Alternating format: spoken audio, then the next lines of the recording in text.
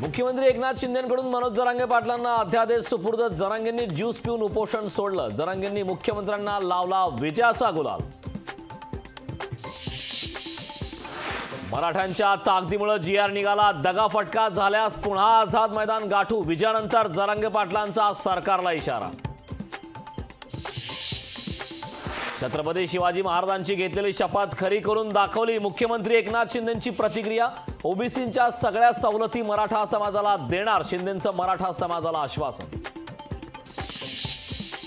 आपलं सरकार देणारं आहे, घेणारं नाही. आम्ही मतासाठी नाही हितासाठी निर्णय घेतला. मुख्यमंत्री शिंदेंचा टोला. अध्यादेशाला ओबीसी नेत्यांचा विरोध. मनोज जरांगे लढ्यात जिंकले पण तहामध्ये हरले. माजी खासदार हरिभाऊ राठोड यांची टीका.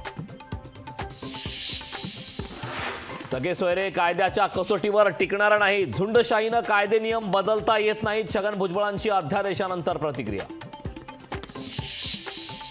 मराठा आंदोलनाचे गुन्हे मागे घेणार तर कोर्टाच्या आदेशाशिवाय गंभीर गुन्हे मागे घेता येणार नाही. उपमुख्यमंत्री देवेंद्र फडणवीसांची माहिती. मराठा आरक्षणाच्या अध्यादेशाविरोधात कोर्टात जाणार. इतर वर्गावर अन्याय न होऊ देण्याची माझी जबाबदारी. गुणरत्न सरावर्तेंचं विधान. जरांगेंचं उपोषण मुख्यमंत्र्यांनी सोडवलं. दोन्ही उपमुख्यमंत्री का गेले नाहीत? पटोलेंचा सवाल. आरक्षणाबाबत कोणाला फसवलं? खुलासा करावा. नाना पटोलेंची सरकारकडे मागणी. बिहारच्या राजकारणात पुन्हा एकदा नाट्यमय घडामोडी. नितीश कुमार पुन्हा एकदा भाजपच्या वाटेवर. लोकशाही मराठीला खात्रीलायक सूत्रांची माहिती.